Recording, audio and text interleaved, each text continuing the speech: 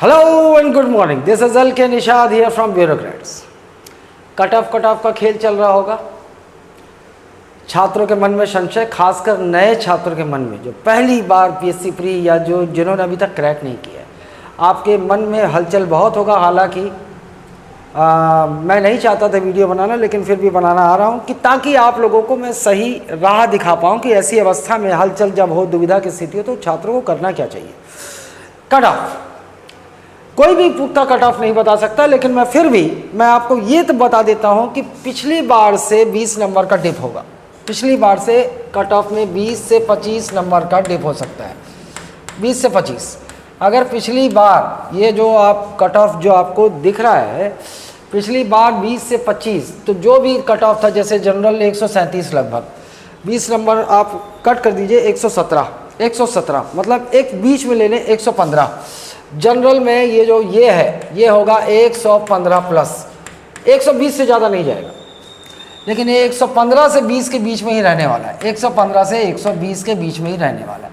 अब इसके हिसाब से यहाँ ये जो ओबीसी जनरल और ओबीसी फीमेल तक, यहीं पर आप 20 नंबर का मतलब आप डिप देख सकते हैं, 20 नंबर का डिप दे सकते हैं। इसके नीचे आप 15 नंबर मान लीजिए, क्योंकि क्या होता है, कोई भी जो पेपर होता है, इस 100 नंबर में आपको मैं बता देता हूँ 50 प्रश्न, 50% एक अच्छे तैयारी करने वाले छात्र के रीच में है, बिल्कुल रीच में है।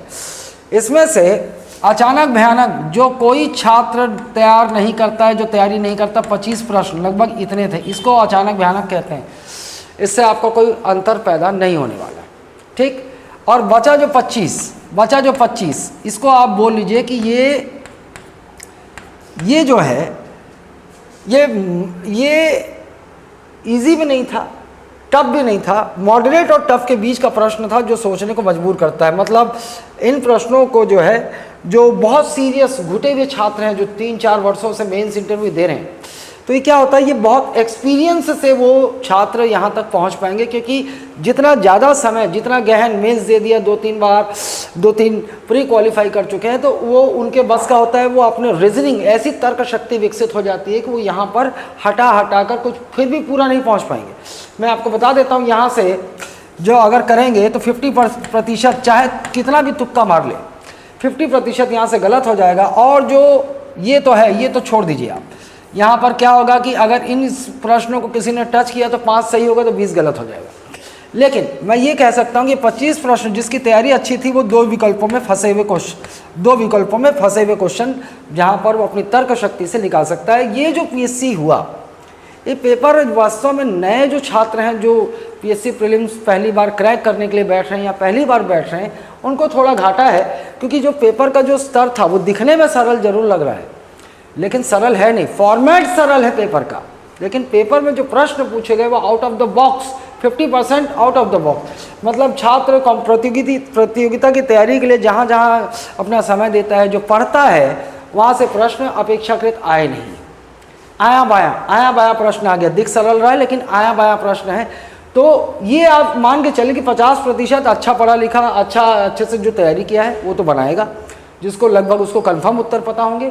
फिर इतने में उसने रिस्क लिया होगा। तो लोगों ने क्या किया कि मैं आपको बता दूं कि मैंने आपको बोला था कि आपका पेपर पहला राउंड 2 ही चरणों में होने चाहिए। 2, 5, 6, 7 पहला राउंड कंफर्म, जो आपको पता है, टिक करते जाइए। जिनमें 2 विकल्पों में फंसे हुए हैं, आप उनको गोला लगा लीजिए उन प्रश्नों को, और पहला राउंड कर लीजिए। तो पहला राउंड मैं बता रहा हूँ आपको 50 लगभग छात्रों से बन जाना चाहिए, 50। अब दूसरे राउंड लगभग 20 गोले, जिसकी तैयारी अच्छी है, लगभग 15 से 20 गोले उसने और लिए होंगे, जहाँ 2 विकल्पों में फंसा हुआ हो। अगर इन्हीं को अटेम्प्ट किया है तो 50% सही है, 50% गलत होने के चांस होते हैं। जैसे कि अगर 20 लगा लिया तो आप ये मान के चलिए कि 60 उसके सही हो गए। यहाँ से आप और ले लीजिए 10 और 10 गलत हो गए। तो 10 में रिस्क लिया, 10 सही हो गए और 10 गलत हो गए। 50 तो उसने कंफर्म उसको लग रहा है, 10 सही 10 गलत हो गए। तो 10 का मतलब 20 अंक मिला और 10 गलत हो गए, तो ये 13 नंबर का फ़ायदा हो गया। 100। तो अब मैं आपको बता दूं कि 60 प्रश्न 120 हो जाता है, और 50 ये 10 इधर से रिस्क लिया, जो 20 प्रश्न रिस्क लिया, 10 सही हो गया तो 20 और, तो 120 तक पहुंच गया। लेकिन 10 प्रश्न गलत होने के भी चांसेस है, जिससे उसका नंबर चला जाएगा 6.5 नंबर करीब चला जाएगा। तो मैं बता रहा हूँ 115 के आसपास ही बैठे गए। और छात्रों ने अगर इससे ज़्यादा रिस्क लिया है, अक्कड़ बक्कड़ बम्बे वो किया है, या कुछ भी जरा सा सुना सा भी लग रहा है उसने टिक कर दिया, तो माफ़ कीजिएगा आप ज़्यादा नेगेटिव कर जाएंगे और आ जाएंगे। मैंने आपको हमेशा बताया है कि आपको कट ऑफ ध्यान में रखना ही नहीं है। आप केवल अपनी सिलेबस की अच्छी तैयारी करें, बार बार रिवाइज करें, पहले चरण में कंफर्म उत्तर करें, दूसरे चरण में केवल 2 विकल्पों में फंसे हुए प्रश्नों को, आप अगर 3 विकल्पों में फंसे हुए हैं तो मेरा सुझाव होगा आप रिस्क ना लें, क्योंकि वो 5-6 वर्ष जो बहुत घुटे हुए छात्र हैं ना, वो 3 विकल्पों में वो रिस्क लेकर, लेकिन उसमें भी सही होने के चांसेस 25% ही होते हैं। आपका जो मेन मुद्दा है, एक ही तैयारी में रामबाण उपाय बता रहा हूँ। ये कट ऑफ जो आप कोचिंग उलझा के रखती है आप लोगों को, कट ऑफ तो आपको सोचना ही नहीं। पेपर आपके सरल होंगे तो आपसे ज़्यादा प्रश्न बनेंगे, पहले राउंड में आपसे ज़्यादा प्रश्न बनेंगे। पेपर अगर सरल होगा, पेपर अगर कठिन होगा तो पहले राउंड में आपसे कम बनेंगे। तो ये सरल है पेपर कि टफ है, इससे मतलब ही नहीं है। आप अपनी पूरे सिलेबस की बढ़िया तैयारी कीजिए। पहला राउंड जो आपके 2 घंटे में लगभग आपका 1 घंटे 30 मिनट का होगा। पहला राउंड जो आपको कंफर्म पता है, जो बिल्कुल हवा नहीं लग रहा, 2 से ज़्यादा विकल्प लग रहे काट दो, 2 से ज़्यादा विकल्प आपको लग रहा है या सुना भी नहीं हुआ है, उन प्रश्नों को काट दो। केवल उन प्रश्नों को गोला लगा लीजिए जिसमें आप 2 विकल्पों को आपने एलिमिनेट कर दिया है और आप जो है 2 में आप सोचेंगे। ठीक, ये कर लीजिए आप, ये भी गोला लगाए। तो पहला राउंड कर लीजिए आप, कंफर्म जो उत्तर आपको पता है OMR फिलअप कर लीजिए। दूसरे राउंड पे आइए, अब गोले वाले प्रश्नों को हल करते जाइए। और गोले वाले प्रश्नों में जब आप दोबारा आएंगे तो बढ़िया से प्रश्न को पढ़िए, और आपके मन में, अगर आपके दिमाग में, जब आप पहली बार इस प्रश्न को पढ़ के गए थे आपके दिमाग ने प्रोसेसिंग चालू कर दी थी, दोबारा प्रश्न को ठीक से पढ़िए, फिर से विकल्प को पढ़िए। अगर आपको कंफर्म उत्तर ध्यान में आ गया तो अच्छी बात है, लेकिन अगर नहीं आया तो आपको पहली बार प्रश्न और विकल्प को पढ़कर अगर लगा था कि बी हो सकता है तो आप बी को निसंदेह गोला मार के आ जाएंगे। केवल एक यही पैटर्न है, जो आपको हवा नहीं लग रहा है छूना नहीं है, 2 विकल्पों से ज़्यादा आपको लग रहा है छूना नहीं है। सबको लगता है क्या पता सही हो जाए, लेकिन आप बता देता हूँ ऐसे 20 प्रश्न लेंगे ना तो इसमें आपके गलत ज़्यादा हो जाएंगे, गलत ज़्यादा हो जाता है। केवल ये 2 विकल्पों वाले प्रश्न मिलेंगे, 50-50% चांसेस रहते हैं, जिसकी तैयारी 50% गलत और 50% सही होने के चांसेस रहते हैं। अब ये चांसेस, सही होने के जो चांसेस हैं, ये बढ़ता किससे, बहुत एक्सपीरियंस से बढ़ता है। आप जितना हाथ पाँव मार लीजिए नहीं होगा, जितना आप तैयारी करते जाएंगे, जितने बार बार रिवीजन करेंगे, जितनी आपकी जानकारी बढ़ेगी, आप मैच्योर होंगे सिविल सेवा के क्षेत्र में, आपके इसके चांसेस बढ़ते जाते हैं। फिर भी मैं आपको, जो अच्छा छात्र होता है, अगर 20 प्रश्न इस प्रकार के 2 विकल्पों वाले अटेम्प्ट किया है तो 10 सही और 10 गलत होने के चांसेस होते हैं। इसमें 10 प्रश्न सही हो गए तो 20 नंबर, 10 गलत हो गए तो ये नंबर गया और आपको फ़ायदा हो जाता है लगभग 13 नंबर का। कुछ नहीं से कुछ तो सही है। ये स्ट्रैटेजी, इतनी ही स्ट्रैटेजी काम आती है। इसके अलावा अक्कड़ बक्कड़ बम्बे वो 3 विकल्पों में फंसे हुए हो तो देख लेते हैं, ये मूर्खता है। जहाँ भी नेगेटिव मार्किंग होती है ये मूर्खता है ना। तो पीएससी और यूपीएससी में तो बिल्कुल भी यही स्ट्रैटेजी फॉलो होनी चाहिए। हाँ, व्यापम में आप छोड़कर मत आइए, क्योंकि व्यापम में जो है ऐसा होता है कि व्यापम में होता है 0.25 यदि व्यापम में कटता है 4 प्रश्न गलत होने पर 1 नंबर, तो वहाँ पर आप जो है छोड़ के मत आइए, वहाँ उतना फ़र्क नहीं पड़ता, लेकिन पीएससी में पड़ता है। आप नेगेटिव होने से, क्योंकि पीएससी में कूट वाले प्रश्नों की संख्या ज़्यादा होती है, यूपीएससी में, पीएससी में कूट वाले प्रश्नों की ज़्यादा होती है। 0.25 वहाँ गलत होता है, वहाँ अगर 1 लाइनर लगा। हालांकि आजकल अब तो व्यापम के स्तर भी आपको देखेंगे, आप कूट वाले प्रश्न वहाँ भी देखेंगे। बहुत गहन तैयारी चाहिए, तभी छात्रों का 1 लाइनर से आपका फ़र्क नहीं पड़ेगा। वह ऐसा नहीं है कि 1 लाइनर की उपयोगिता नहीं होती है एग्ज़ाम में, बिल्कुल होती है। 1 लाइनर की उपयोगिता हमेशा बनी रहती है, लेकिन वो तो सबको पता है। लेकिन जो 15-20 प्रश्न आते हैं जहाँ कंसेप्ट, और जहाँ पर आपको कंसेप्ट और गहन अध्ययन की आवश्यकता होती है, वहाँ आपकी गहन तैयारी ही काम आती है, 1 लाइनर काम नहीं आता। मतलब वो डिफरेंस पैदा करता है, और व्यापम में भी इस तरह के प्रश्न बढ़ेंगे, ये तय है। तो कुल मिलाकर अब स्टूडेंट के मन का जो संशय है वो क्या है कि मेंस की तैयारी करे कि नहीं करे। पहली बात कि भैया एक नया स्टूडेंट जो अगर मान लो जो अभी दुविधा में है, कि मेरा 110 है जनरल का, 110 है, 105 है, मैं 105, मेरे ख्याल से 115 के नीचे छात्रों को उम्मीद कम है।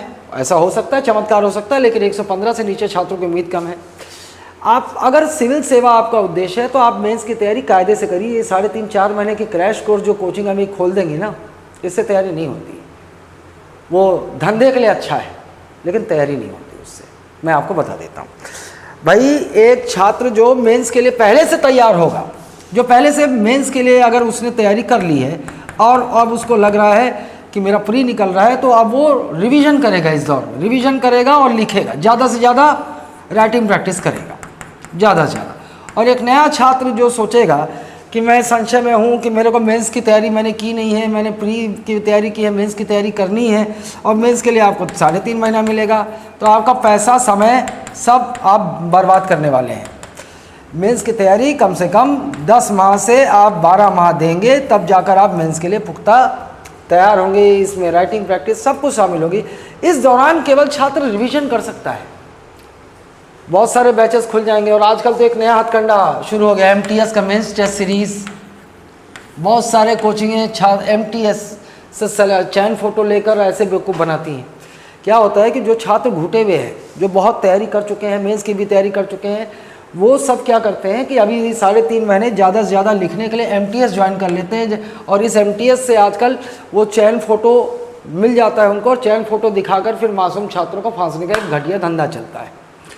MTS आजकल ये चल रहा है, पाथ, बिलासपुरा, ये ऐसे बहुत सारे आज ये रेगुलर जिन छात्रों को प्री और मेंस के लिए पढ़ा रहे हैं, ये ध्यान वहाँ नहीं देते, क्योंकि वहाँ से छात्र जो है प्री में भी दिखाई नहीं देते, मेंस में भी दिखाई नहीं देते। उनको फ़ोटो चाहिए। फ़ोटो कहाँ से मिलेगा? MTS से।